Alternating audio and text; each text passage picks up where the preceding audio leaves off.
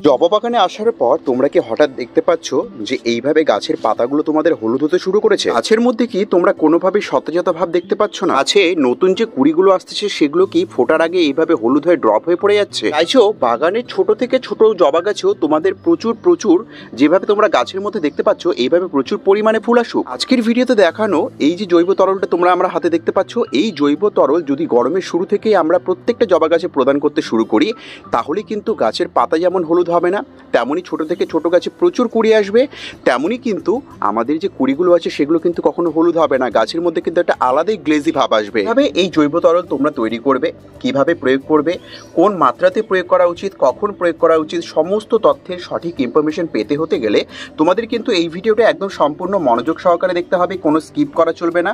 এবং যে সকল নতুন দর্শক বন্ধুরা আজ পিকাস গার্ডেনিংয়ে প্রথমবার এসেছো তারা অবশ্যই চ্যানেলটিকে সাবস্ক্রাইব করবে এবং পাশে দেওয়া বেল আইকনটি অলে প্রেস করে নেবে।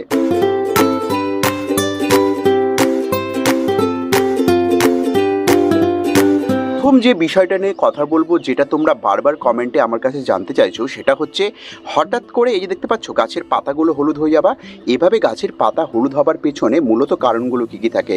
দেখো এই যে জবা গাছের পাতাগুলো দেখতে পাচ্ছ হলুদ হয়ে ড্রপ হয়ে পড়ে যাচ্ছে, এই যে জবা গাছের পাতাগুলো হলুদ হচ্ছে এর পিছনে মূলত কিন্তু চারটে কারণ থাকে। প্রথম কারণ হচ্ছে কি গাছের মধ্যে পোকামাকড়ের আক্রমণ।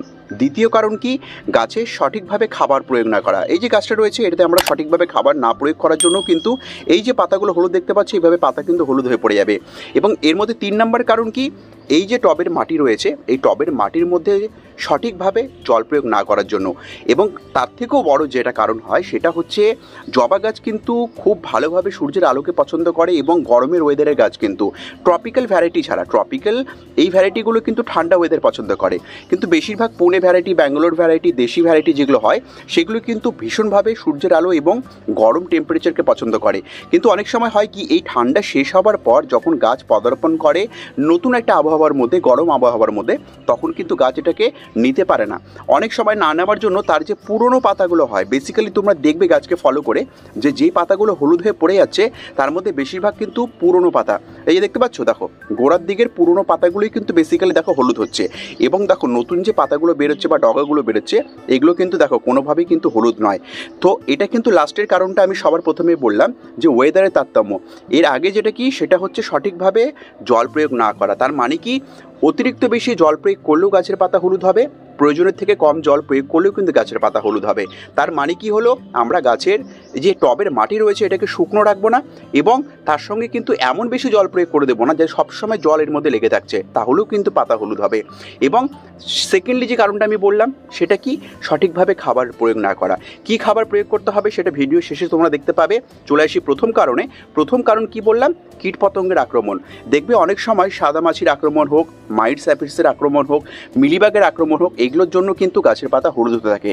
তাই তোমরা বাগানে যাও, গাছকে দেখো, গাছকে দেখে বোঝো বেসিক্যালি কোন কারণটার জন্য তোমাদের গাছের পাতা হলুদ হচ্ছে, সেটাকে তৎক্ষণাৎ তোমরা কি করবে, সুরাহা করার চেষ্টা করবে, তবেই কিন্তু গাছকে সঠিকভাবে তৈরি করতে পারবে। গরমের শুরুতে দাঁড়িয়ে কিন্তু তোমরা যদি চাও তোমাদের প্রত্যেকটা জবা ফুল গাছে প্রচুর পরিমাণে কুড়ি নিয়ে আসবে। দেখতে পাচ্ছ দেখো আমি যদি গাছটাকে তোমাদেরকে আরও ভালোভাবে দেখাই, গাছগুলোকে দেখো প্রত্যেকটা ডালের মধ্যে দেখতে পাচ্ছ অসংখ্য পরিমাণে কিন্তু কুড়ি আসা শুরু হয়ে গেছে। এর পেছনে কারণ হচ্ছে গাছের মধ্যে সঠিকভাবে খাবার প্রয়োগ করা। তো চলো এবার দেখিনি যেই খাবারটা আমি তোমাদেরকে ভিডিওর প্রথমে দেখিয়েছিলাম সেই খাবারটা আমরা কিভাবে তৈরি করব, কিভাবে আমাদের প্রত্যেকটা জবা গাছে প্রয়োগ করব যাতে জবা গাছগুলো সবুজ সতেজ এইভাবে থাকে যেভাবে তোমরা দেখতে পাচ্ছ। দেখো কোনো গাছের মধ্যে কোনো কিন্তু প্রবলেমস নেই, প্রত্যেকটা গাছ কিন্তু দেখো সুস্থ স্বাভাবিক এবং প্রচুর পরিমাণে কিন্তু কুড়ি এবং ফুল প্রডিউস করছে। এই অবস্থাতে তোমাদের গাছগুলোকে নিয়ে আসার জন্য কোন খাবারটা আমাদেরকে এই গরমের শুরুতে প্রয়োগ করতে হবে। এই জৈব তরলটা বানানোর জন্য আমাদের কি লাগবে, একটা কন্টেনার। সেই কন্টেনারের মধ্যে তোমাদের বাগানে যতগুলো গাছ রয়েছে সেই পরিমাপে তোমাদেরকে কিন্তু জল নিতে হবে। আমার বাগানে প্রায় 20 থেকে 25 খানা জবা রয়েছে, আমি কিন্তু এখানে প্রায় 10 লিটারের মতো কিন্তু জল নিয়েছি। এই 10 লিটার জলে প্রথম যেটা করতে হবে দেখতে পাচ্ছ এগুলো কি, এগুলো হচ্ছে শুকনো পেঁয়াজের খোসা। এই পেঁয়াজের খোসার মধ্যে কিন্তু প্রচুর পরিমাণে কিন্তু পটাশিয়াম থাকে, যা কিন্তু আমাদের বাগানের প্রত্যেকটা জবা গাছে কুড়ি আনতে সাহায্য করে। তো আমরা অর্গানিকভাবে পটাশের ঘাটতি মেটানোর জন্য কিন্তু এই যে পেঁয়াজের খোসা এগুলোকে কিন্তু ব্যবহার করতে পারি। তো কি করতে হবে আমাদেরকে, আমাদেরকে পেঁয়াজের শুকনো খোসাগুলো নিয়ে জলের মধ্যে দিয়ে অন্তত পক্ষে ঘন্টা 2-এর জন্য কিন্তু ছেড়ে দিতে হবে। ঘন্টা 2 পর তোমরা যদি আসে দেখো তাহলে দেখতে পাবে, দেখো এই দেখো জলের কালার কিন্তু পুরোপুরি চেঞ্জ হয়ে গেছে, দেখতে পাচ্ছ? দেখো জলের কালার কিন্তু চেঞ্জ হয়ে গেছে, কারণ আমাদের কিন্তু এই যে তরলটা ছিল বা এই যে শুকনো খোসার মধ্যে নির্যাসগুলো ছিল সেটা কিন্তু জলের সঙ্গে গুলে একটা তরলকে তৈরি করেছে। কিন্তু শুধু এই তরল কিন্তু প্রয়োগ করলে হবে না, অনেক সময় হয় কি টবের মাটি থেকে কিন্তু গাছ প্রপারলিভাবে খাবার গ্রহণ করতে পারে না। যখন এই স্ট্রেস বা ডরমেন্সি থেকে গাছ বেরোতে শুরু করে, তো সেই খাবারগুলো যাতে গাছ সম্পূর্ণ গ্রহণ করতে পারে তার জন্য দ্বিতীয় উপাদান যেটা এর মধ্যে আমরা মেশাবো এটা হচ্ছে আমাদের হিউমিক অ্যাসিড। এই হিউমিক অ্যাসিড যদি গাছে আমরা প্রয়োগ করি বা বাগানে প্রয়োগ করি, সমস্ত রকম গাছে কিন্তু এই হিউমিক অ্যাসিড প্রয়োগ করা যায়। এই হিউমিক অ্যাসিড যেই খাবারগুলো গাছ শিকড়ের মাধ্যমে গ্রহণ করতে পারে না, সেই খাবার গ্রহণ করার কিন্তু গাছের প্রবণতাকে এই বৃদ্ধি করে। তাই আমরা কি করব, এই যে যতগুলো পেঁয়াজের খোসা রয়েছে এই পেঁয়াজের খোসাগুলোকে সর্বপ্রথমে কিন্তু আমরা ছেঁকে তুলে নেব, শুধু তরলটাকে আমরা আলাদা করে নেব। তরলটাকে আলাদা করে নেবার পর আমরা কি করব, এর মধ্যে কিন্তু সামান্য পরিমাণে আমরা হিউমিক অ্যাসিডকে মিশিয়ে দেবো। হিউমিক অ্যাসিড কিন্তু ওয়াটার সলিউবল, দেখতে পাচ্ছ জলে দেওয়ার সঙ্গে সঙ্গে কিন্তু জলের কালার কিন্তু চেঞ্জ হওয়া শুরু হয়ে গেল।